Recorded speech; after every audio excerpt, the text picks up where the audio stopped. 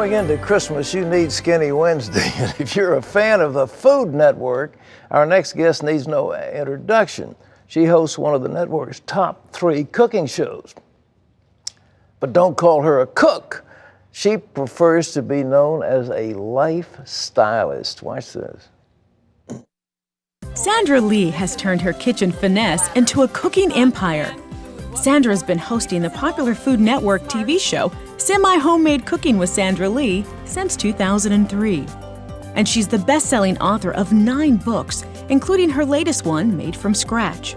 Sandra combines good taste and nutrition with a lot of time-saving tips that'll make it easy for you to eat healthy all day long. Well, please welcome to the 700 Club, author and lifestyle expert, Sandra Lee. Sandra, it's so good to see you. Nice to see you. It's great to have you with us. I'm happy to be here. My grandma would have been so happy. Yeah. My standard joke is I'm always looking at these lovely young ladies who say, my grandmother loves your program. I know, I just said offset. I said, oh my gosh, my grandma was in love with him. And your director goes, in love? I go, well, she loved him. Like it was you and Wheel of Fortune, that was it. I'm not giving but I love you too, honey. I've been with you my whole life. Well, I'm not giving any prizes away. We'll spin the wheel and give out a trip to the Bahamas or something. Listen, I was reading about your bio, and before we get into stuff about food, you had a really rough time. I'm just amazed at how well you came out of it. Well, it is an incredible story. When I started Made from Scratch and I was writing this book this last summer, we did this book in 2 months, and I know you know what that means. Oh, yeah. It's a very intense project, but if you don't dive into it, especially with as intense as this story is, you'll never get through it. Because the arc of the story was really hard to get into because it's your heart, it's your guts, it's your soul. Sure. And about 2 months into the story, or 2 months, about 2 months into the story, about a month into it, halfway through the book, my grandma passed away. And it literally put me in bed for 2 days, and I almost quit writing the book because I was so distraught about not just having her, because I lived with her until I was 6, but then losing her and finding her again, and everything that happened in between with my birth mother, who I consider my grandma my mommy. Yeah. And my birth mother, I had to go live with her after that, which was very jarring. And she was addicted to prescription medication, and she was very volatile and not mentally well, which was a complete dichotomy in a female role model from going from my grandma, who went to church, every day, ran community services every day, did everything for everyone, to someone who was the complete opposite. I think growing up, it shows you what you want to be and who you want to be, because you have an example of both things in stereo. So I'm lucky.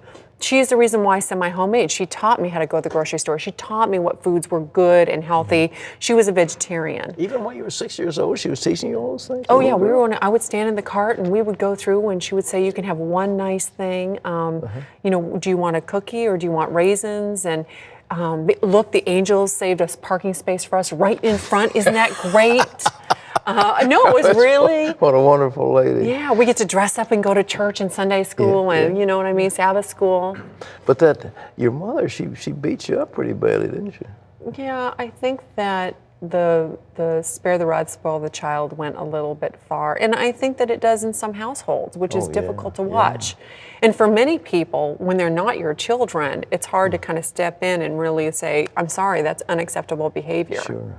Well, you were so successful. It's amazing. You came out of that a millionaire by the time you were 25. Well, I have to tell you, my grandma was very frugal, and she taught me how to be smart.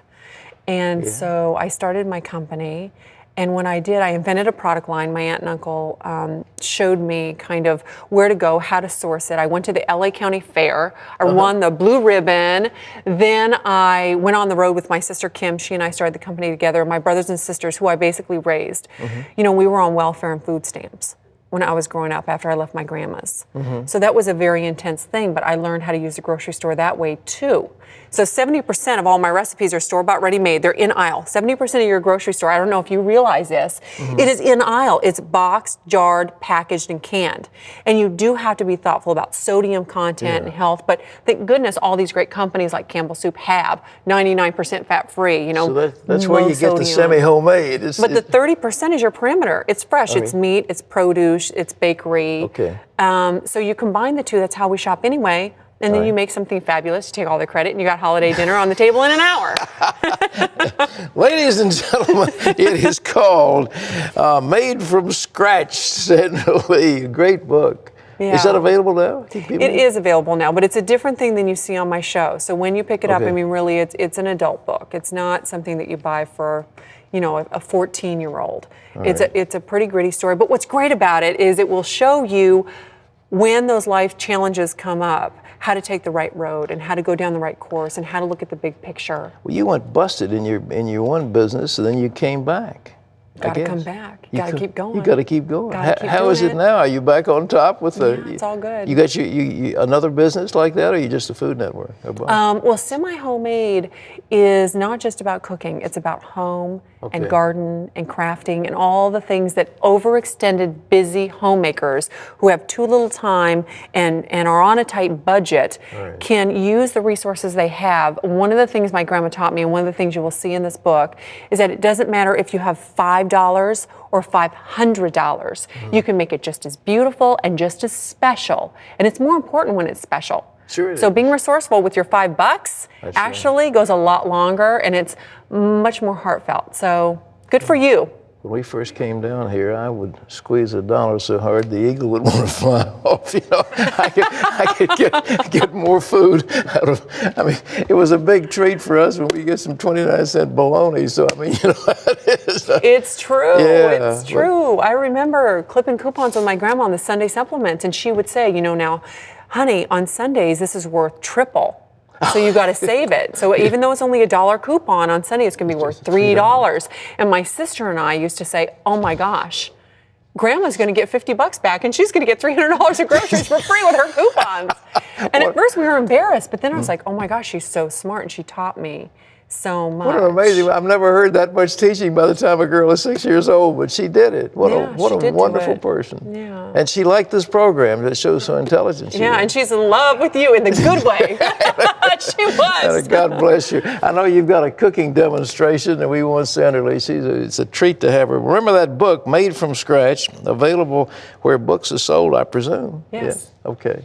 Well, I think you can maybe get it here from the CBN. But anyhow, we're so glad you're here. Can I kiss you before I go over there and cook? I'd just be thrilled. Okay. God bless you. Mwah. Oh, you're Okay. so sweet. Happy holidays. All right. Bye.